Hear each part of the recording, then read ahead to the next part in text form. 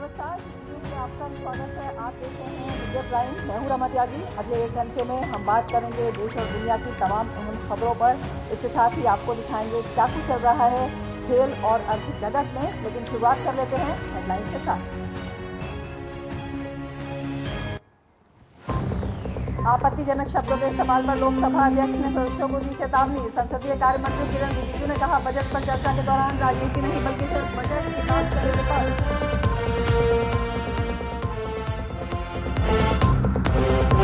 आबकारी मामले में मुख्यमंत्री अरविंद केजरीवाल सहित मनीष सिसोदिया और के कविता को नहीं मिली राहत। राउत रेवेन्यू अदालत ने केजरीवाल की न्यायिक हिरासत की अवधि को 8 अगस्त तक बढ़ाया। मनीष सिसोदिया और के कविता 21 जुलाई तक रहेंगे न्यायिक हिरासत में।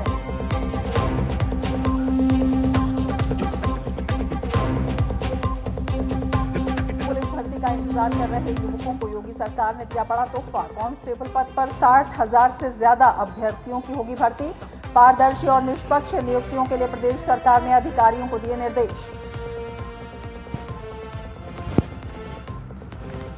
इलेक्टोरल बॉन्ड मामले में एसआईटी जांच की मांग वाली याचिका पर सुप्रीम कोर्ट में सुनवाई आज। याचिका में बॉन्ड के जरिए चुनावी चंदे में करोड़ों रुपए के घोटाले का जिक्र।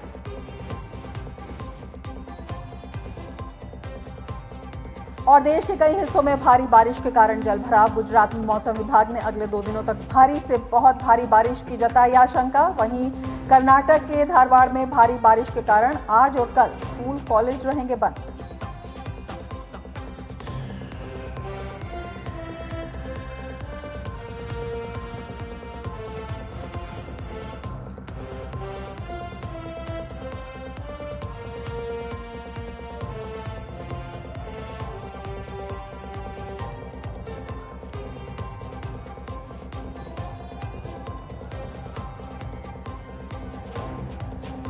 और अब समाचार विस्तार से। संसद सत्र के चौथे दिन आज लोकसभा में शुरुआती कार्रवाई के दौरान हंगामा देखने को मिला। लोकसभा अध्यक्ष ओम बिरला ने विपक्ष को चेतावनी देते हुए कहा कि आपत्तिजनक शब्दों का इस्तेमाल न करें। साथ ही संसदीय कार्य मंत्री किरण रिजिजू ने कहा कि विपक्ष बजट पर चर्चा के दौरान राजनीति नहीं बल्कि सिर्फ बजट की बात करे।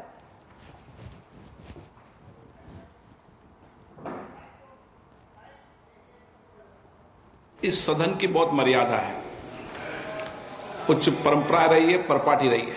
मेरा सभी लोगों से आग्रह है, चाहे सत्ता पक्ष हो, चाहे प्रतिपक्ष हो या बीच के सदस्य हो, सभी माननीय सदस्य सदन के अंदर अपनी बात को कहें, चर्चा में भाग लें, मर्यादा रखें, कोई ऐसी टिप्पणी न करें जो सदन की मर्यादाओं के अनुकूल नहीं है और संसदीय परंपराओं के अनुकूल नहीं है। हम और कोशिश करें इस सदन में उच्च कोटि की परंपरा बने, प्रपाठ बने, लोग चर्चा करें कि 18वीं लोकसभा के अंदर चुनने वाले माननीय सदस्यों ने इस सदन की गरिमा को बढ़ाया, मर्यादा को बढ़ाया।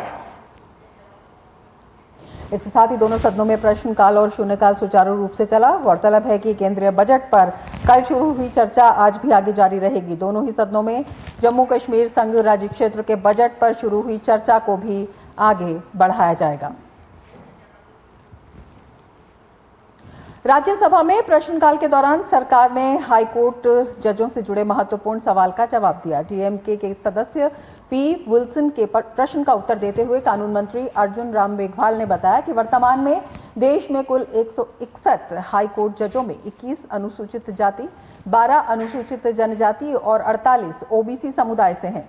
उन्होंने बताया कि हम हमेशा सुप्रीम कोर्ट को पत्र लिखते रहते हैं कि जजों की नियुक्ति में अल्पसंख्यक समुदाय, SC, ST, OBC और महिलाओं की भागीदारी का ध्यान रखा जाए। 2018 के बाद जो हमने जजेस नियुक्त किए, जिसमें 661 हाईकोर्ट जजेस अपॉइंट हुए, उसमें 21 belongs to SC, 12 belongs to ST and 78 belongs to OBC। तो ये कैटेगराइजेशन 2018 के बाद शुरू हुआ है। इसके आधार पर फिर भी हम जब भी जो हाईकोर्ट के जब नाम भेजते हैं तब हम उनको लेटर लिखते हैं कि आप माइनॉरिटी, SC, ST, वुमन के नाम ज्यादा से ज्यादा भेजो, और आप इस दिशा में तेजी से हम आगे बढ़ रहे हैं। संसदीय कार्य मंत्री किरण रिजिजू ने विपक्ष के रवैये की आलोचना की और कहा कि पहले दिन बजट पर चर्चा न करके विपक्ष ने सिर्फ राजनीतिक बयानबाजी की है। रिजिजू ने इस बात की भी निंदा की कि विपक्ष पीएम मोदी को गाली देने का काम कर रहा है, जो लोकतंत्र के लिए अच्छा नहीं है। कल विपक्ष के लोग ने बजट के बारे में कुछ नहीं कहा, सिर्फ राजनीति की। दो चीजें विपक्ष के लोगों ने किया है कल। पहला तो देश का जनादेश, जनता का जनादेश को अपमान किया है और प्रधानमंत्री जी को गाली देने का काम विपक्ष के लोगों ने किया है। ये लोकतंत्र के लिए ठीक नहीं है। किरण रिजिजू ने संसदीय कार्य मंत्री होने के नाते विपक्ष से फिर अपील की है कि सदन में सिर्फ बजट पर बात हो। बजट सेशन, बजट पर चर्चा होना चाहिए। बताइए ना, इतना हिस्टोरिक जो बजटरी एलोकेशन हुए हैं हर सेक्टर के लिए, कैसा खर्चा करना चाहिए वो बताइए ना। विपक्ष के लोगों को ये बताना चाहिए कि इतना बड़ा बजट को खर्चा करने के लिए और क्या क्या कदम उठाना चाहिए, वो बताओ ना, सुझाव दो। सुझाव देने के लिए बजट सेशन होता है, या गाली गलौज देने के लिए बजट सेशन नहीं होते हैं। मैं बहुत अफसोस के साथ कह रहा हूं, लेकिन अपील भी कर रहा हूं कि कल पहला दिन बजट में जो विपक्ष के लोगों ने हरकतें की है वो दोबारा नहीं होना चाहिए। और हमारे संवाददाता कुमार आलोक हमारे साथ और ज्यादा जानकारी के साथ जुड़े हुए हैं। कुमार आलोक, आपसे यही जानना चाहेंगे, केंद्रीय मंत्री किरण रिजिजू को साफ तौर पर यह कहना पड़ा कि बजट पर चर्चा करें, राजनीति ना करें, क्या कोई जानकारी देना चाहेंगे?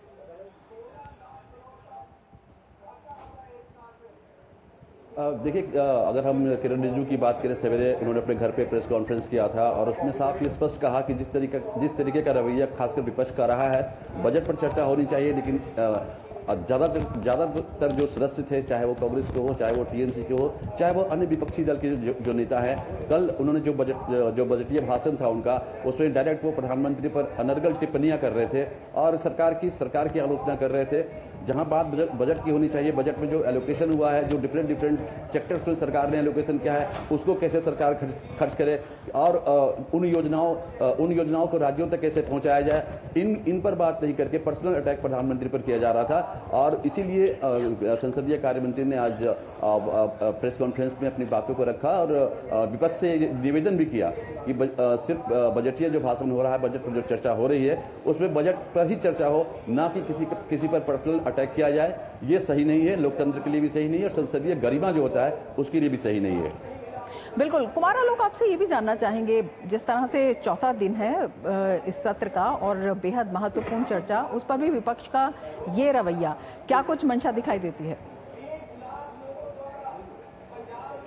देखिए, विपक्ष, उनकी सीटें बढ़ी हैं संसद में, खासकर लोकसभा में उनकी सदस्यों की संख्या बढ़ी है, इसलिए वो थोड़ा सा जो होता है आक्रामक बैटिंग करना चाहते हैं। लेकिन जो संसदीय गरिमा होती है, संसदीय जो परंपरा होती है, उसको ध्यान में रखते हुए आप आक्रामक बैटिंग कीजिए, आप आक्रामक होइए, लेकिन एक जो पॉजिटिविटी होती है, जो संसदीय परंपराएं होती है, जो संसद के जो नियम होते हैं, और आपको पूरी दुनिया देख रही है, और जिस विषय पर, जिस महत्वपूर्ण विषय पर चर्चा होनी चाहिए उस पर चर्चा न करके डाइवर्ट कर रहे हैं आप पूरे बजट की प्रक्रिया को। बजट जो हमारी परंपरा रही है, बजटीय भाषण जो होता है सदस्यों का, चाहे वो पक्ष के हों या विपक्ष के हों, तो ये ना करके सीधे सरकार को गालियां देना या प्रधानमंत्री पर पर्सनल अटैक करना, ये जो संसदीय परंपरा है उसके विपरीत है।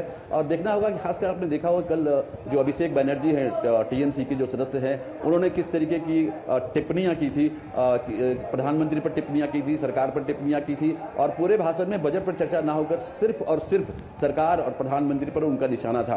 हालांकि बांसी स्वराज ने बीच में इंटरप्ट किया और कहा कि इनके पूरे भाषण को स्पंज किया जाए, यानी संसद की जो रिकॉर्ड में होता है उस रिकॉर्ड से इनके पूरे भाषण को बाहर किया जाए। अब देखना होगा कि लोकसभा अध्यक्ष इस पर क्या निर्णय लेते हैं, लेकिन अब देखना होगा कि जब आज 0 आवर्स दोनों सदनों में हुआ और प्रश्नकाल भी दोनों सदनों में हुआ, और अब जो बजट ये भाषण जब होगा, बजट पर फिर चर्चा शुरू होगी।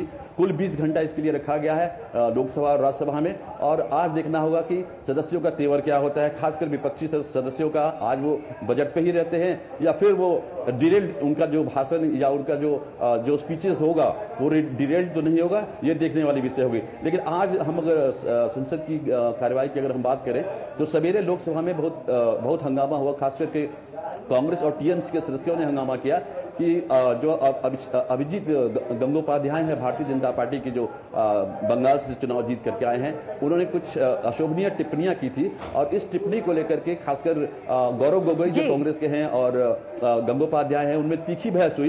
बाद में संसदीय कार्य मंत्री ने कहा कि ये जो भी टिप्पणियां की गई है भारतीय जनता पार्टी के सदस्य के द्वारा, ये नहीं होनी चाहिए और हम भविष्य में इसका ख्याल रखेंगे। और लोकसभा अध्यक्ष ने भी कहा कि संसदीय गरिमा का ख्याल रखा जाए। बड़ी जिम्मेदारी बनती है, जो अहम कार्रवाई है उसको सफल बनाने की, लेकिन विपक्ष का जो रवैया है कई तरह के सवाल खड़े कर रहा है। आज की कार्रवाई भी बेहद अहम है।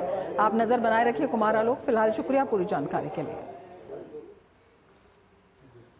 भाजपा सांसद निशिकांत दुबे ने झारखंड में धर्मांतरण का मुद्दा संसद में उठाया। उन्होंने पश्चिम बंगाल और बिहार के सीमावर्ती जिलों से आए लोगों का जिक्र किया। बांग्लादेश का घुसपैठ हमारे यहां लगातार बढ़ रहा है। जो आदिवासी महिलाएं हैं उनके साथ बांग्लादेशी घुसपैठिए शादी कर रही है। हिंदू और मुसलमान का सवाल नहीं है। हमारे यहाँ जो लोकसभा का चुनाव लड़ती हैं महिला, आदिवासी कोटे से लड़ती हैं, उनके पति मुसलमान हैं। जिला परिषद की जो अध्यक्षा हैं उनके पति मुसलमान हैं। मुखिया जो आदिवासी होते हैं, और ये टोटल जो है आप समझे हमारे यहाँ 100 आदिवासी मुखिया है जो आदिवासी के नाम पर है, और उसके पति जो है सभी के सभी मुसलमान हैं। आप समझिए कि टोटल जो है झारखंड में कम से कम 25 विधानसभा ऐसी है जहां 110% आबादी बढ़ी है। ये एक बड़ा चिंता का विषय है। आगे बढ़ते हैं। प्रधानमंत्री नरेंद्र मोदी 25वें कारगिल दिवस विजय दिवस के अवसर पर 26 जुलाई यानी शुक्रवार को कारगिल युद्ध स्मारक का दौरा करेंगे और देश के लिए सर्वोच्च बलिदान देने वाले बहादुरों को श्रद्धांजलि अर्पित करेंगे। प्रधानमंत्री इस दौरान रणनीतिक रूप से महत्वपूर्ण शिंकुला सुरंग परियोजना का वर्चुअली पहला विस्फोट भी करेंगे। शिंकुला सुरंग परियोजना में 4.1 किलोमीटर लंबी दोहरी ट्यूब सुरंग शामिल है, जिसका निर्माण लेह को सभी मौसम में संपर्क प्रदान करने के लिए निमू पदुम दारचा रोड पर लगभग 15,800 फुट की ऊंचाई पर किया जाएगा। निर्माण पूरा होने के बाद ये दुनिया की सबसे ऊंची सुरंग होगी। शिंकुला सुरंग न केवल हमारे सशस्त्र बलों और उपकरणों की तेज और कुशल आवाजाही सुनिश्चित करेगी, बल्कि लद्दाख में आर्थिक और सामाजिक विकास को भी बढ़ावा देगी।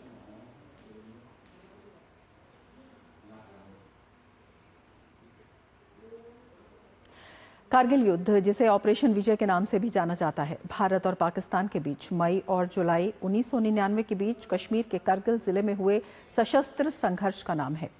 पाकिस्तान की सेना और कश्मीरी उग्रवादियों ने भारत और पाकिस्तान के बीच की नियंत्रण रेखा पार करके भारत की जमीन पर कब्जा करने की कोशिश की।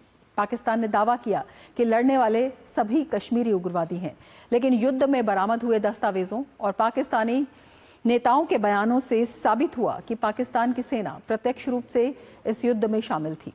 भारतीय सेना और वायुसेना ने पाकिस्तान के कब्जे वाली जगहों पर हमला किया और धीरे धीरे अंतर्राष्ट्रीय सहयोग से पाकिस्तान को सीमा पार वापस जाने को मजबूर किया। यह युद्ध ऊंचाई वाले इलाके पर हुआ। 26 जुलाई 1999 को भारत ने कारगिल युद्ध में विजय हासिल की थी।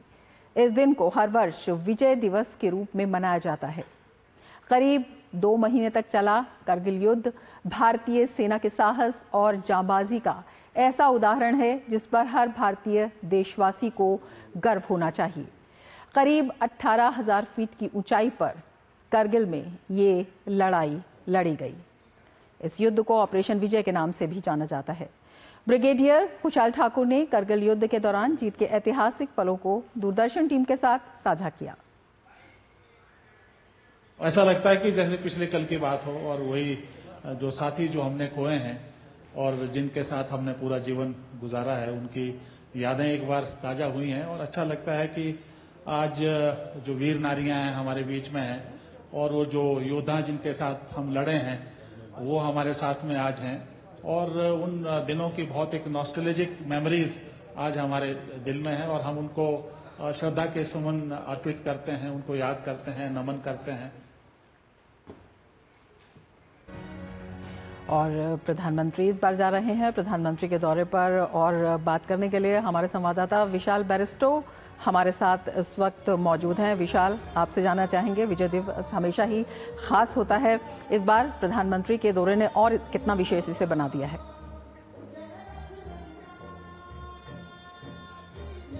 देखिए रमा, इस बार प्रधानमंत्री का जो दौरा है वो इसलिए भी खास है क्योंकि भारत बना रहा है रजत जयंती।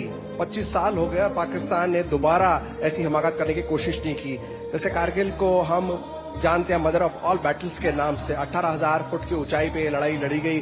527 वीरों ने देश के लिए अपने प्राण न्यौछावर कर दिए। मैं इस वक्त कारगिल में हूं और मेरे ठीक पीछे चल रहा है सेलिब्रेशन। इस मौके पर chief of army staff general Dwivedi है, उनके साथ तत्कालीन से थल सेना अध्यक्ष जनरल वीपी मलिक भी मौजूद हैं। और ये जो सेलिब्रेशन है वो कल से ही स्टार्ट हो चुका है। कल हमारे बीच प्रधानमंत्री नरेंद्र मोदी होंगे और तब इस पूरे कार्यक्रम में 4 चांद लग जाएंगे क्योंकि बॉर्डर के नजदीक यह कार्यक्रम हो रहा है। और आपको ये भी बता दूं कि एक एक कार्यक्रम पर हमारे दुश्मन की नजर है। तो जब पाकिस्तान अपने पोस्ट से बैठा हुआ देखेगा कि प्रधानमंत्री नरेंद्र मोदी इस पे पार्टिसिपेट कर रहे हैं और जो मैसेज वो देने जा रहे हैं, जो देंगे, वो न सिर्फ हमारे दुश्मन को पहुंचेगा बल्कि पूरी दुनिया इस बात को समझ लेगी कि भारतीय फौज किसी भी नापाक इरादे को नेस्तो नाबूद करने के लिए पूरी तरह से तैयार है। रमा, बिल्कुल, शिंकुला सुरंग परियोजना का पहला विस्फोट भी प्रधानमंत्री करेंगे वहां पर। किस तरह का एक बड़ा संदेश है, केवल रक्षा सुरक्षा नहीं, विकास भी सरकार के एजेंडे में। आज हम चाहे भारत की उत्तरी छोर। जी बिल्कुल ठीक कहा आपने। और जैसे कि आपने बताया दर्शकों को, कल प्रधानमंत्री एक बड़ी परियोजना का उद्घाटन करेंगे क्योंकि जब से प्रधानमंत्री नरेंद्र मोदी ने भारत की बागडोर संभाली तब से इंफ्रास्ट्रक्चर, खासतौर से बॉर्डर एरियाज का डेवलपमेंट उनकी प्राथमिकता रही है। और इस मौके पर डीजी बॉर्डर रोड्स ऑर्गेनाइजेशन अभी से पहुंच चुके हैं और कल मौका होगा कि उस परियोजना को पूरे देश को समर्पित करना। और इसी बीच प्रधानमंत्री नरेंद्र मोदी वीर नारियों से भी मुखातिब होंगे और उन तमाम लोगों से, उन तमाम सेनानियों से जो मौजूदा अभी फौज में है और उन्होंने कारगिल युद्ध की लड़ाई दी और इसके पहले जो लड़ाई लड़के अब रिटायर हो चुके हैं। तो ये एक बहुत मौका होगा कि प्रधानमंत्री इन सबसे मुखातिब भी होंगे। रमा, बिल्कुल, आपसे ये भी जानना चाहेंगे, जिस तरह से आप बता रहे हैं कि जो तमाम तैयारियां हैं वो चल रही हैं, तो वो जो तैयारियों के रंग है वो आपके माध्यम से हम अपने दर्शकों को बताना चाहेंगे। जी बिल्कुल रमा, मैं कहूंगा अपने कैमरामैन से कि वो दिखाएं। मेरे ठीक पीछे ये कार्यक्रम चल रहा है और आप देख सकते हैं किस तरह से ये सेलिब्रेशन यहाँ पर स्टार्ट हो चुका है।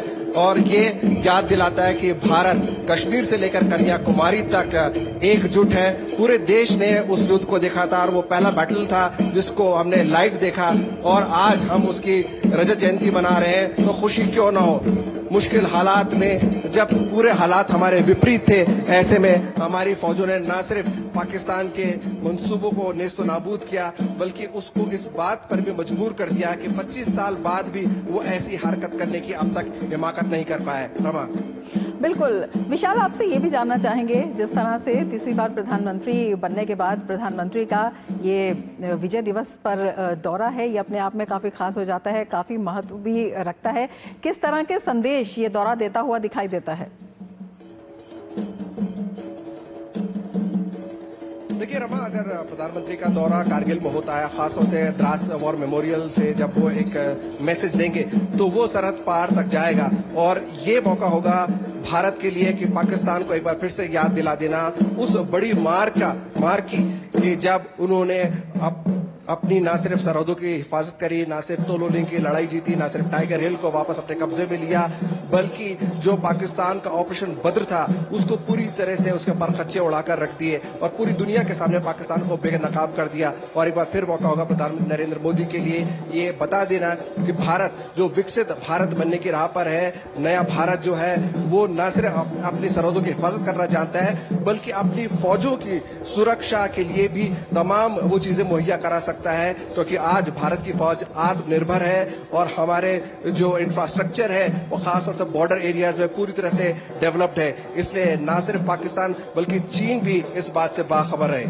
बिल्कुल, आपसे ये भी जानना चाहेंगे प्रधानमंत्री का जो वीर नारियों से वहां पर मिलने का कार्यक्रम है, सैनिकों से भी प्रधानमंत्री रूबरू होंगे, किस तरह से ये सेना के आत्मविश्वास में, जज्बे में और ज्यादा इजाफा करता है जब देश का शीर्ष नेतृत्व सीधे उनके साथ खड़ा है?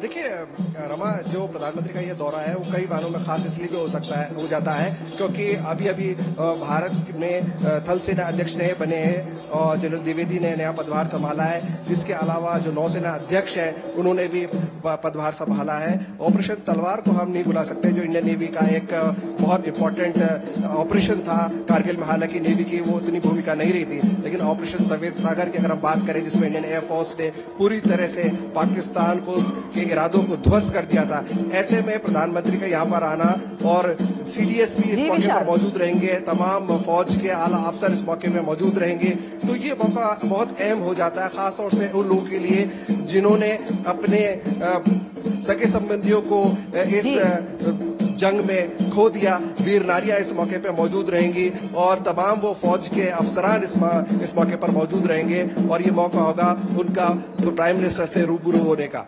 आप नजर बनाए रखें विशाल, बहुत शुक्रिया तमाम जानकारी के लिए। और मिड प्राइम में आगे बढ़ने से पहले लेते हैं एक ब्रेक। आप देखते रहिए डीडी न्यूज। दादी के हाथों का जादू और खुशबू से महकता घर। MDH गरम मसाला, असली मसालों से भरा हूं मैं, क्योंकि हर रिश्ता है स्वाद से जुड़ा। बात जब पीढ़ियों के लिए बनने वाले घर की हो तो जिम्मेदारी बड़ी हो जाती है। गैलेंट समझता है ये जिम्मेदारी। अब डबल M रिब्स के साथ गैलेंट एडवांस TMT रीबार, निर्माण का रियल हीरो। ब्रेक के बाद फिर से आपका स्वागत है। आगे बढ़ते हैं। राज्यसभा में प्रश्नकाल के दौरान सरकार ने हाईकोर्ट जजों से जुड़े महत्वपूर्ण सवाल का जवाब दिया। डीएमके के सदस्य पी विल्सन के प्रश्न का उत्तर देते हुए कानून मंत्री अर्जुन राम मेघवाल ने बताया कि वर्तमान में देश में कुल 661 हाईकोर्ट जजों में 21 अनुसूचित जाति, 12 अनुसूचित जनजाति और 48 ओबीसी समुदाय से हैं। उन्होंने बताया कि हम हमेशा सुप्रीम कोर्ट को पत्र लिखते रहते हैं कि जजों की नियुक्ति में अल्पसंख्यक समुदाय, SC, ST, ओबीसी और महिलाओं की भागीदारी का ध्यान रखा जाए।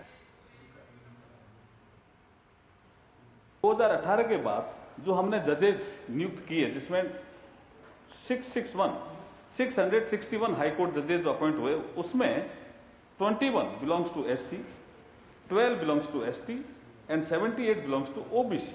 तो ये कैटेगराइजेशन 2018 के बाद शुरू हुआ है। इसके आधार पर फिर भी हम जब भी जो हाईकोर्ट के जब नाम भेजते हैं तब हम उनको लेटर लिखते हैं कि आप माइनॉरिटी, SC, ST, वुमन के नाम ज्यादा से ज्यादा भेजो, और अब इस दिशा में तेजी से हम आगे बढ़ रहे हैं। आगे बढ़ते हैं। उत्तर प्रदेश के मुख्यमंत्री योगी आदित्यनाथ लोकसभा चुनाव के बाद बदले हुए तेवर में नजर आ रहे हैं। मुख्यमंत्री ने प्रदेश में नौकरियों के लिए बैठकें की हैं। इसके परिणाम स्वरूप ही यूपी पुलिस कांस्टेबल भर्ती परीक्षा की तिथियां घोषित हो गई हैं। उत्तर प्रदेश पुलिस भर्ती एवं प्रोन्नति बोर्ड की ओर से जारी विज्ञप्ति के अनुसार यूपी पुलिस कांस्टेबल भर्ती परीक्षाएं 23, 24, 25, 30 और 31 अगस्त को होंगी। यूपी पुलिस में कांस्टेबल पद पर 60,244 अभ्यर्थियों की भर्ती की जाएगी।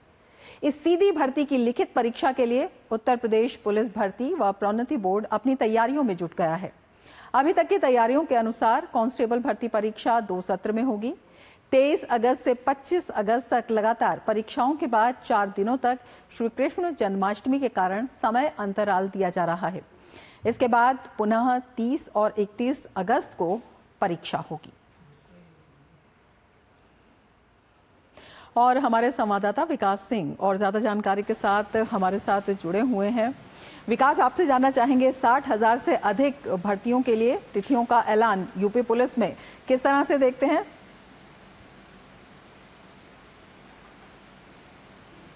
बिल्कुल, ये बहुत बड़ी खबर है ये परीक्षार्थियों के लिए जिनको इंतजार था इन तारीखों का, और इसके लिए तमाम सारी व्यापक व्यवस्थाएं की गई हैं। हम इस समय मौजूद हैं उत्तर प्रदेश पुलिस भर्ती एवं प्रोन्नति बोर्ड में, और वहां के अध्यक्ष राजीव कृष्णा जी हमारे साथ हैं। परीक्षार्थियों के लिए खुशखबरी का दिन है। आज एक बार फिर से तारीखों का ऐलान कर दिया गया है आपकी तरफ से। क्या ऐलान है, ये किस तरीके से परीक्षाएं आयोजित की जाएंगी?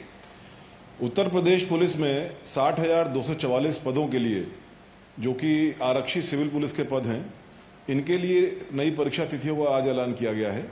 ये 23 अगस्त, 24 अगस्त, 25 अगस्त, 30 अगस्त और 31 अगस्त में ये परीक्षा आयोजित की जाएगी। इसमें लगभग 48 लाख प्रतियोगी भाग लेंगे और प्रत्येक पाली में कुल 10 पालियां हुई, प्रत्येक पाली में लगभग 5 लाख प्रतियोगी भाग लेंगे इसमें। सर, इस बार शुचिता बनी रहे इसके लिए तमाम सारे कदम उठाए गए थे, क्या कदम है वो?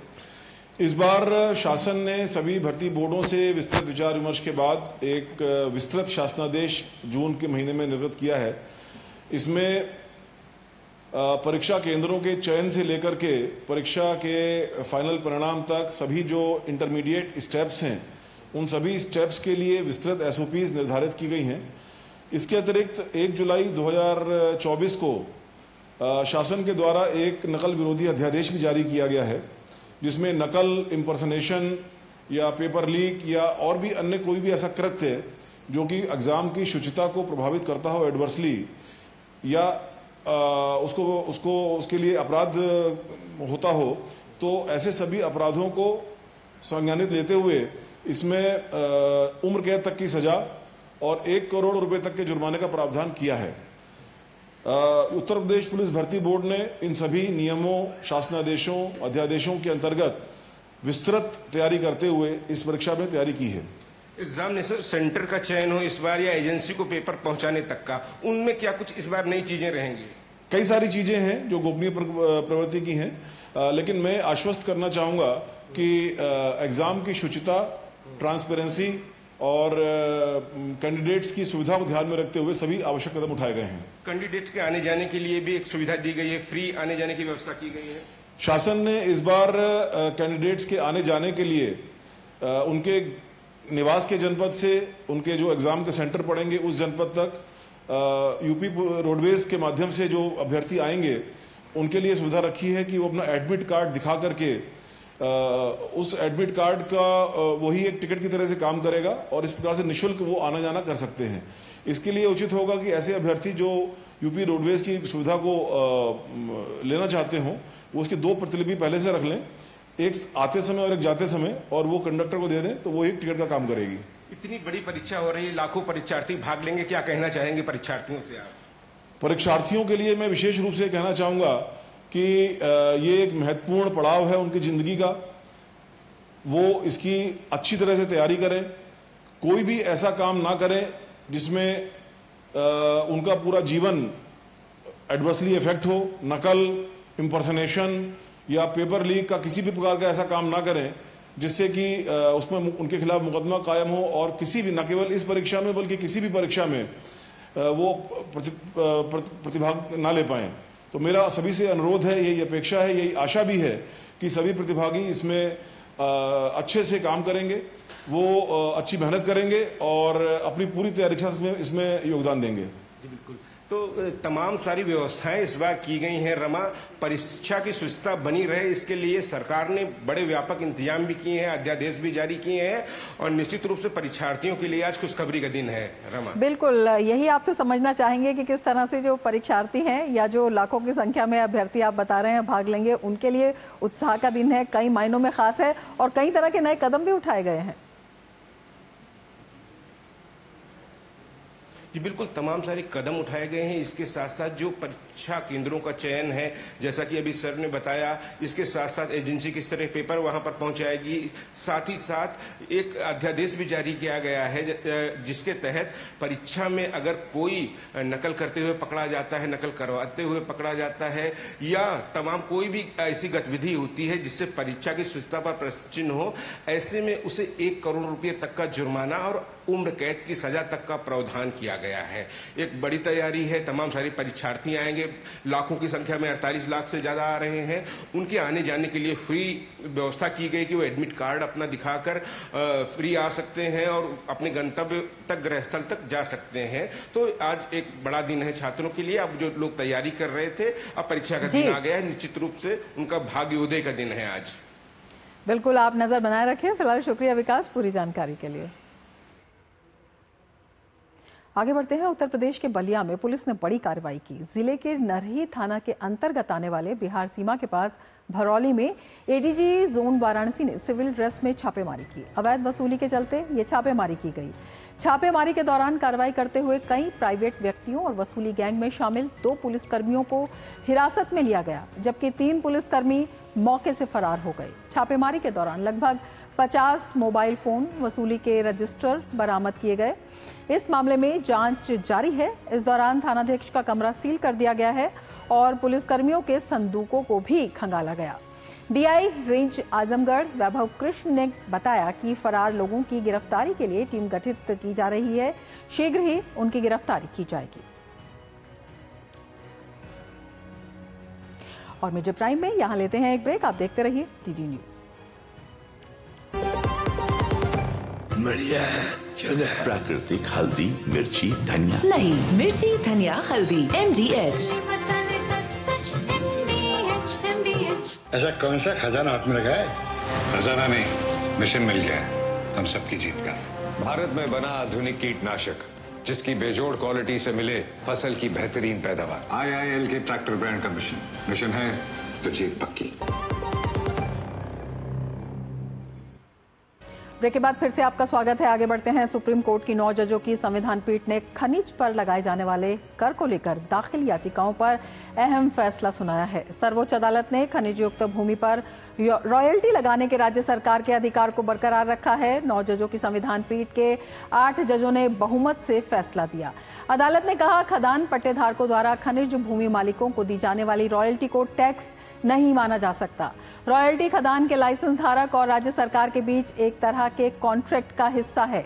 खनिज अधिकारों यानी मिनरल राइट्स पर टैक्स लगाने का अधिकार राज्यों के पास है, न कि संसद के पास। सरकार को भुगतान किए जाने वाले हर राशि को टैक्स नहीं माना जा सकता। तो खनिज पर लगाए जाने वाले कर पर सुप्रीम कोर्ट का अहम फैसला। आगे बढ़ेंगे। दिल्ली के मुख्यमंत्री अरविंद केजरीवाल की मुश्किलें लगातार बढ़ती जा रही हैं। आबकारी नीति से जुड़े सीबीआई मामले में राउज एवेन्यू कोर्ट ने मुख्यमंत्री अरविंद केजरीवाल की न्यायिक हिरासत 8 अगस्त तक बढ़ा दी है। वहीं अदालत ने मनीष सिसोदिया और के कविता की न्यायिक हिरासत 31 जुलाई तक बढ़ाई है। तिहाड़ जेल से वीडियो कॉन्फ्रेंसिंग के जरिए तीनों की पेशी हुई।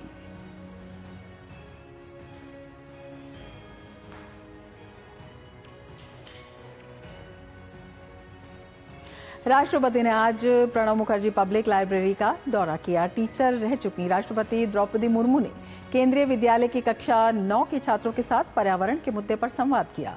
बच्चों के साथ संवाद करते हुए राष्ट्रपति ने अपने पर्यावरण को बचाने के लिए बच्चों से सुझाव मांगे और जानने की कोशिश की कि इसका सुधार कैसे किया जाए। राष्ट्रपति के दौरे पर लाइब्रेरियन SNS प्रकाश से खास बातचीत की हमारे संवाददाता गिरीश निशाना ने। राष्ट्रपति द्रौपदी मुर्मू ने प्रणब मुखर्जी पब्लिक लाइब्रेरी का दौरा किया। कैसा रहा उनका ये दौरा, इस पर ज़्यादा बात करने के लिए हमारे साथ मौजूद हैं लाइब्रेरियन SNS प्रकाश साहब। सर, कैसा रहा आज प्रेसिडेंट का दौरा? बहुत बढ़िया रहा।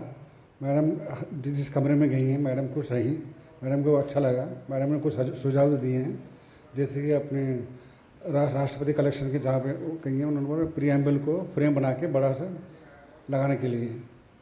और दूसरा, बच्चों से बात करते उन्होंने पूछा वो क्या पढ़ते हैं, स्कूल की किताबें कर रहे हैं, उनको कैसा लग रहा है लाइब्रेरी में आके। और कंप्यूटर वगैरह में डिजिटल बुक्स के लिए मैडम ने देखा, मैडम को अच्छा लगा ताकि लोग जो भी आएंगे बाहर से पढ़ने के लिए आएंगे वो मतलब किताब की जगह अपने सॉफ्टवेयर में किताब पढ़ सकते हैं। मैडम का ध्यान डिजिटल लाइब्रेरी पे ज़्यादा देखने को मिला मेरे को। किस तरह से उन्होंने शुरुआत की कि किन किताबों को करना चाहिए? सुनने में आया कि दुर्लभ किताबों के लिए बहुत ज़्यादा वो ऊपर मेन लाइब्रेरी में आई थी मैडम। उस टाइम उन्होंने देखी किताब, जैसे कर्जन वाली बुक सिग्नेचर वाली थी। जितना हाथ लगेंगे उतने किताब खराब हो जाएगा। इन सब किताबों को पूरा डिजिटल कराएगी ताकि लोगों को इसका लॉन्ग लाइफ रहे। अब बच्चे जो भी पढ़ेंगे वो डिजिटल बुक पढ़ सकते हैं। तो कहीं ना कहीं जो लोग हैं दुर्लभ पुस्तकों को भी पढ़ सकें, उसके लिए खास तौर पर राष्ट्रपति ने लाइब्रेरी को कहा कि उसको डिजिटाइज कीजिए और अब वो डिजिटल किताबें यहाँ मौजूद हैं। कैमरामैन शिव कुमार और कमलेश कुमार के साथ गिरीश निशाना, डीडी न्यूज, दिल्ली। और अब खबर कर्नाटक से। कर्नाटक में इस समय सियासी पारा हाई है। यहाँ बीजेपी ने सरकार के खिलाफ मूडा घोटाले को लेकर मोर्चा खोल दिया है। बीजेपी विधायकों ने कल पूरी रात विधानसभा के बाहर प्रदर्शन किया। उनका कहना है कि मैसूरू शहरी विकास प्राधिकरण यानी मूडा के फर्जी जमीन आवंटन मामले में चर्चा होनी चाहिए। बुधवार को विपक्ष ने स्पीकर के सामने ये मांग रखी, लेकिन इस मुद्दे पर चर्चा नहीं कराई गई। दरअसल जमीन हासिल करने वालों में मुख्यमंत्री सिद्धारमैया की पत्नी पार्वती भी शामिल हैं। विधानमंडल का सत्र शुक्रवार को समाप्त हो जाएगा। विधानसभा में विपक्ष का कहना है कि मूडा घोटाले में 4000 करोड़ रुपए की लूट के बारे में स्थगन प्रस्ताव लेकर आए तो सरकार डर गई और चर्चा से भाग रही है। बीजेपी का कहना है कि इस मामले में मुख्यमंत्री सिद्धारमैया सदन में जवाब दें।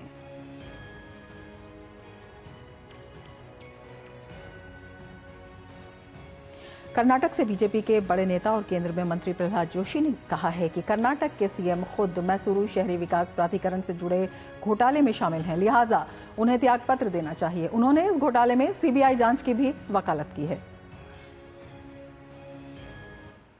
कर्नाटक के इशू मूडा स्कैम और ये वाल्मीकि बोर्ड में जो हुआ है एसटी जनांग के एसटी समुदाय के जो लोगों का पैसा, उनके एससी समुदाय के उन्नतीकरण के लिए जो हमने पैसा रखने का बोर्ड में एक व्यवस्था है, उस पैसे को सरकार ने पूरा, कर्नाटक सरकार ने इसका पूरा दुरुपयोग किया है। जब ईडी ने एंटर किया, since it was a money laundering case, तब ईडी के ऊपर ही एफआईआर करते हैं। And there is an involvement of chief minister in Valmiki scam also, Valmiki board scam also. Siddaramaiah should resign. This is our firm demand. Second, in Mooda scam, he is directly involved. He himself is the beneficiary.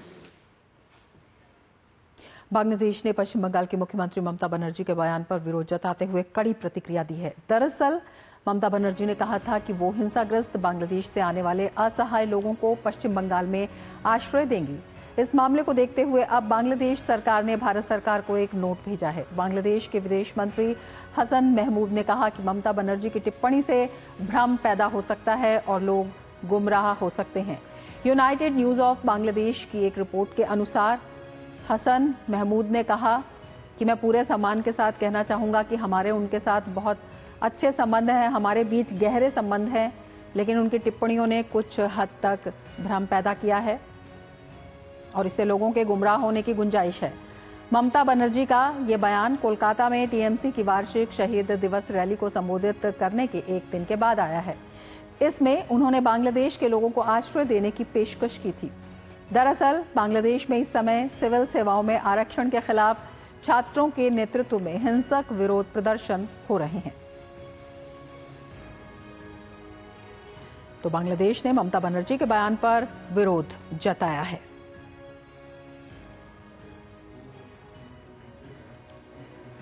देश के 500वें सामुदायिक radio station की आज शुरुआत हो गई। भारतीय जनसंचार संस्थान के आइजोल स्थित कैंपस में शुरू हुआ 500वां कम्युनिटी रेडियो स्टेशन। इसे केंद्रीय सूचना एवं प्रसारण मंत्री अश्विनी वैष्णव ने लॉन्च किया। इस मौके पर मिजोरम के मुख्यमंत्री लालदुहोमा भी मौजूद रहे। उन्होंने केंद्र सरकार के इस प्रयास के लिए धन्यवाद दिया। सूचना एवं प्रसारण मंत्री ने कार्यक्रम के दौरान 10वें राष्ट्रीय सामुदायिक रेडियो स्टेशन अवार्ड का ऐलान भी किया। गुरुवार को देश के 500वें सामुदायिक रेडियो स्टेशन की शुरुआत हो गई। भारतीय जनसंचार संस्थान के आइजोल स्थित कैंपस में शुरू हुआ 500वां कम्युनिटी रेडियो स्टेशन को केंद्रीय सूचना एवं प्रसारण मंत्री अश्विनी वैष्णव ने लॉन्च किया। इस मौके पर अश्विनी वैष्णव ने कहा कि लोकल स्तर पर किसानों, वैज्ञानिकों को शामिल करके स्थानीय लोगों के लाभ के लिए कई बड़े प्रयोग इस सामुदायिक रेडियो स्टेशन के द्वारा किए जा सकते हैं। This initiative will bring a very significant and substantive change in the lives of the people who are covered under this radio station's coverage area. I'll request Honorable Chief Minister Sir to associate local groups, local cultural groups, local student groups who can come to this radio station, develop their own programs and make this a really community radio. Aizawl के IIMC campus में शुरू हुआ अपना radio Aizawl 90.0 FM की शुरुआत के मौके पर सूचना एवं प्रसारण राज्य मंत्री डॉक्टर एल मुरुगन ने कहा कि सामुदायिक रेडियो स्टेशन स्थानीय भाषा में लोगों को जागरूक करने का बहुत ही सशक्त माध्यम है। सरकार जल्द ही देश में 750 सामुदायिक रेडियो स्टेशन खोलने के लक्ष्य को लेकर चल रही है।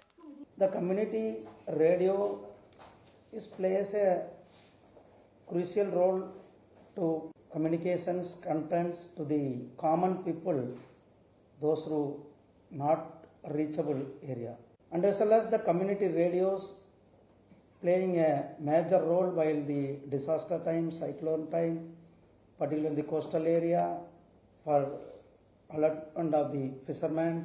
Our achievement last year we fixed we will be reach 750 community radio stations. IIMC Aizawl के कैंपस में खुला 500वां कम्युनिटी रेडियो स्टेशन मिजोरम का पहला सामुदायिक रेडियो स्टेशन है। इस मौके पर मिजोरम के मुख्यमंत्री लाल दोहोमा भी मौजूद रहे। उन्होंने केंद्र सरकार के इस प्रयास के लिए धन्यवाद दिया। सूचना एवं प्रसारण मंत्री ने कार्यक्रम के दौरान 10वें राष्ट्रीय सामुदायिक रेडियो स्टेशन अवार्ड का भी ऐलान किया, जिसके तहत 4 अलग-अलग श्रेणियों में 12 रेडियो स्टेशन को पुरस्कार मिला है। कार्यक्रम में सूचना एवं प्रसारण मंत्रालय के सचिव संजय जाजू, अतिरिक्त सचिव नीरजा शेखर, भारतीय जनसंचार संस्थान की vice chancellor doctor Anupama Bhatnagar सहित बड़ी संख्या में लोग मौजूद रहे। शैलेंद्र मिश्र की रिपोर्ट, डीडी न्यूज, दिल्ली। आप देखते रहिए डीडी न्यूज। लाल रंग इसका अपार, तीखा कम है फिर भी स्वाद। बेमिसाल MDH Kashmiri. MDH Kashmiri. MDH। बात जब पीढ़ियों के लिए बनने वाले घर की हो तो जिम्मेदारी बड़ी हो जाती है। गैलेंट समझता है ये जिम्मेदारी। अब डबल M रिब्स के साथ गैलेंट एडवांस TMT रीबार, निर्माण का रियल हीरो। ब्रेक के बाद फिर से आपका स्वागत है। आगे बढ़ते हैं। महाराष्ट्र के कई जिलों में भारी बारिश और बाढ़ से आम जनजीवन बेहाल है। मुंबई, पुणे और रायगढ़ इलाकों में मूसलाधार बरसात हो रही है। मुंबई शहर और उपनगरों में भी भारी बारिश का दौर जारी है। मुंबई में किसी भी आपदा से निपटने के लिए प्रशासन पूरी तरह से सतर्क है। मुंबई में बारिश बढ़ने के कारण सेंट्रल, वेस्टर्न और हार्बर रेलवे सिस्टम सतर्क किया गया है। बारिश और बाढ़ की स्थिति वाले इलाकों में स्कूलों और कॉलेजों में छुट्टी घोषित कर दी गई है। राज्य सरकार ने बाढ़ प्रभावित क्षेत्रों में राहत और बचाव अभियान तेज कर दिया है। प्रभावित इलाकों में NDRF, SDRF, सेना, नौसेना, पुलिस, फायर ब्रिगेड और स्वास्थ्य प्रणाली की इकाइयों को एक दूसरे के साथ समन्वय स्थापित करके मदद करने का निर्देश दिया गया है। मुख्यमंत्री एकनाथ शिंदे ने बाढ़ प्रभावित लोगों को सुरक्षित स्थानों पर पहुंचाने, फूड पैकेट्स उपलब्ध कराने, दवा और पानी की व्यवस्था करने का निर्देश दिया है। ऊना में बहुत ज़्यादा परिस्थिति है, अपूर्व परिस्थिति हुई है। लोगों के घर में पानी गया है, रोड पे पानी है। ऊना में खड़कवासला डैम में भी बारिश जोर से गिर रही है। सभी लोग तैनात है। मैं कलेक्टर, दोनों म्युनिसिपल कमिश्नर, दोनों पुलिस कमिश्नर, सबको सूचना दी है। NDRF को दिया है। NDRF का टीम वहाँ काम कर रही है। पूरी तरह से प्रशासन अलर्ट मोड पर है, अलर्ट है। लोगों से भी मैं अपील करूँगा, जहाँ जहाँ लोग फ्लड की पोजीशन है वहाँ से सुरक्षित जगह पर प्रशासन उनको शिफ्ट कर रहा है, उसमें उन्होंने सहयोग करना चाहिए। और प्रशासन को भी मैंने कहा है उनके भोजन की, पीने के पानी की व्यवस्था पूरी तरह की जाए। आवश्यकता से अधिक कार्बन उत्सर्जन के कारण दुनिया के सामने अस्तित्व बचाने का संकट खड़ा हो गया है। जलवायु परिवर्तन के गंभीर संकट से पार पाने के लिए दुनिया भर के विशेषज्ञ जीवाश्म ईंधन के बदले स्वच्छ ईंधन के उपयोग की बात कर रहे हैं। इसी कड़ी में नवीन और नवीकरणीय ऊर्जा मंत्रालय द्वारा ग्रीन हाइड्रोजन और स्वच्छ ऊर्जा को बढ़ावा देने के लिए वर्कशॉप का आयोजन किया गया, जिसका विषय था unlocking value from carbon market. इस मौके पर केंद्रीय मंत्री प्रहलाद जोशी ने नवीकरणीय ऊर्जा का बजट बढ़ाने पर प्रधानमंत्री और वित्त मंत्री को धन्यवाद देते हुए कहा कि आने वाले समय में भारत इस क्षेत्र में अग्रणी भूमिका निभाएगा। I am thankful to Honorable Prime Minister Shri Narendra Modi ji and Finance Minister Nirmala Sitharaman ji for providing the boost to the renewable energy sector in the budget. Understanding the importance of the relevance of the renewable sector, budget has been almost doubled over last year. We are indeed moving forward to establish a robust mechanism for the India's carbon market by incentivizing the reduction in the emission. A well-designed carbon pricing system will create a demand for the low-carbon solutions like green hydrogen. Moreover, it aligns with the global goal to make India a hub of green hydrogen production. A transparent and well-functioning carbon market will not only boost the investor confidence but also attract the capital towards the green hydrogen projects. Media prime में आगे बढ़ेंगे, लेकिन उससे पहले लेते हैं एक break. आप देखते रहिए टीटी न्यूज। आपके घर के खाने में रेस्टोरेंट जैसा स्वाद ले आए MDH का शाही पनीर मसाला। पनीर को क्या मस्त बना डाला। ए सांभल कर हाँ, आई मारो पप्पा फॉरेन थी लाई આવ્યો हाँ। ए सत्यानाश भाई, नुकसान कैसा भरेगा तुम? स्टॉक मार्केट में भी रिस्क उतना ही लें जितने की कैपेसिटी और रिस्क की जानकारी हो। ऑप्शंस ट्रेडिंग बहुत सोच समझ कर करें। अरे वाह दिकरा, एकदम बराबर। रिस्क समझ कर लेने का। सोच कर समझ कर इन्वेस्ट कर। ऐसा कौन सा खजाना हाथ में लगा है? खजाना नहीं, मिशन मिल गया है हम सबकी जीत का। भारत में बना आधुनिक कीटनाशक जिसकी बेजोड़ क्वालिटी से मिले फसल की बेहतरीन पैदावार। IIL के ट्रैक्टर ब्रांड का मिशन है तो जीत पक्की। और मीडिया प्राइम में अब वक्त है खेल की खबरों का। खेल की खबरों के साथ गौरव हमारे साथ जुड़ चुके हैं। गौरव, क्या कुछ खास खेल की खबरों में आज?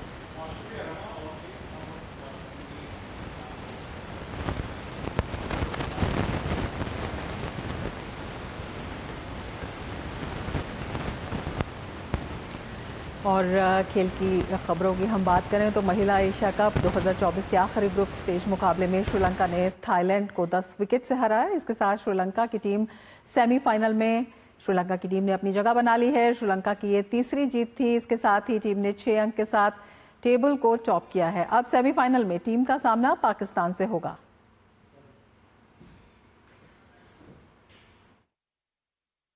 हॉकी टीम से हर किसी एक को पदक की उम्मीद होगी और टीम इंडिया अपने अभियान की शुरुआत 27 जुलाई को न्यूजीलैंड के खिलाफ मैच से करेगी। भारतीय टीम की कमान हरमनप्रीत सिंह के हाथ में होगी। इस बार टीम में 5 नए खिलाड़ियों को शामिल किया गया है। वहीं अनुभवी गोलकीपर PR शुजेश और मिडफील्डर मनप्रीत सिंह इस बार अपना चौथा ओलंपिक खेलेंगे। पेरिस ओलंपिक 2024 के लिए भारतीय हॉकी टीम तैयार है। इस बार जिस खेल से देश को सबसे अधिक उम्मीद है वो है हॉकी। टोक्यो ओलंपिक में कांस्य पदक जीतने वाली भारतीय हॉकी टीम इस बार अपने बढ़े हुए जज्बे के साथ मैदान पर उतरेगी। बेहतरीन खिलाड़ियों से सजी भारतीय हॉकी टीम पर नजर डालें तो टीम की कप्तानी हरमनप्रीत सिंह के हाथ में होगी। टीम में 5 नए खिलाड़ियों को शामिल किया गया है। पेरिस ओलंपिक में डेब्यू करने वाले खिलाड़ियों में जर्मनप्रीत सिंह, संजय, राजकुमार पाल, अभिषेक और सुखजीत सिंह का नाम शामिल है। वहीं भारतीय टीम में अनुभवी गोलकीपर PR शुजेश और मिडफील्डर मनप्रीत सिंह को शामिल किया गया है। ये दोनों खिलाड़ी अपना चौथा ओलंपिक खेलेंगे। इसके अलावा डिफेंस लाइन की जिम्मेदारी हरमनप्रीत सिंह, जर्मनप्रीत सिंह, अमित रोहिदास, सुमित और संजय संभालेंगे। जबकि मिडफील्ड में राजकुमार पाल, शमशेर सिंह, मनप्रीत सिंह, हार्दिक सिंह और विवेक सागर प्रसाद जैसे खिलाड़ी शामिल हैं। वहीं फॉरवर्ड लाइन में अभिषेक, सुखजीत सिंह, ललित कुमार उपाध्याय, मनदीप सिंह और गुरजंत सिंह जैसे मजबूत प्लेयर को मौका मिला है। अतिरिक्त खिलाड़ियों में कृष्ण बहादुर पाठक, मिडफील्डर नीलकंठ शर्मा और डिफेंडर जुगराज सिंह को शामिल किया गया है। भारतीय हॉकी टीम पेरिस ओलंपिक 2024 में अपने अभियान की शुरुआत 27 जुलाई को न्यूजीलैंड के खिलाफ मैच से करेगी।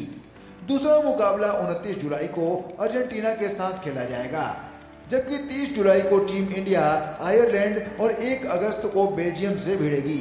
वहीं आखिरी ग्रुप स्टेज के मुकाबले में भारत का सामना 2 अगस्त को ऑस्ट्रेलिया से होगा। टोक्यो ओलंपिक में कांस्य पदक जीतने वाली टीम इंडिया की कोशिश अपने पिछली गलतियों में सुधार करते हुए मैदान पर उतरने की होगी। Sports desk, DD news. और हमारे संवाददाता मुकेश शुक्ला हमारे साथ जुड़े हुए हैं और ज्यादा जानकारी के साथ। मुकेश, सबसे पहले आपसे यही जानना चाहेंगे किस तरह का माहौल है, किस तरह का उत्साह भारतीय दल में, कितनी तैयारी?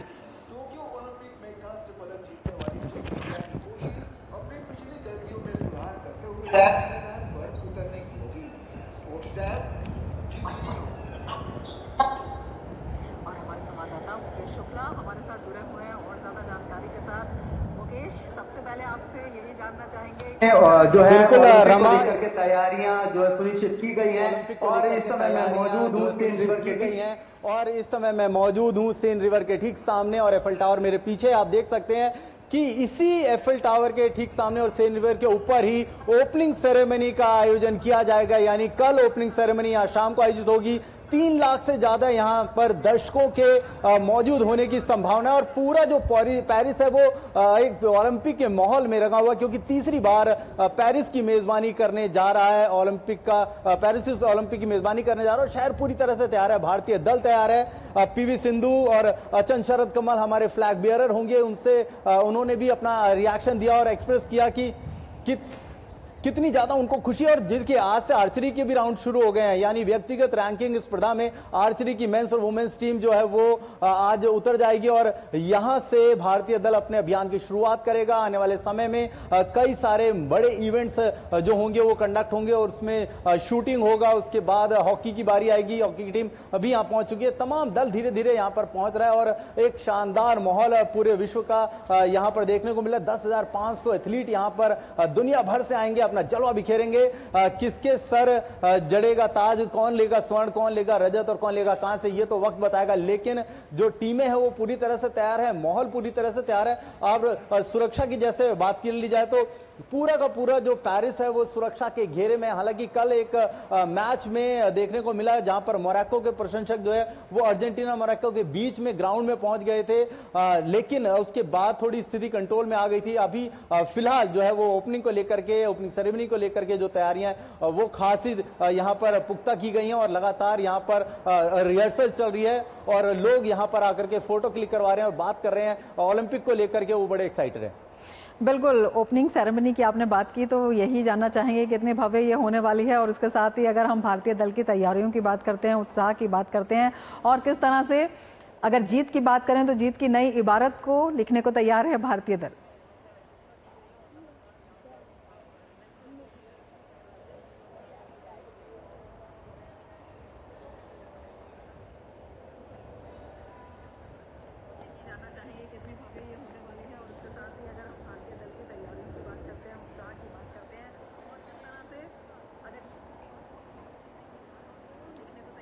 बिल्कुल रमा, देखिए भारतीय टीम पूरी तरह से तैयार है। 117 सदस्य का दल है। यहाँ पर नीरज चोपड़ा पे निगाहें होंगी, यहाँ पे मीराबाई चानू पे निगाहें होंगी। पीवी सिंधु तीसरी बार इस ओलंपिक में शिरकत करने जा रही है, 2 बार की मेडलिस्ट हैं।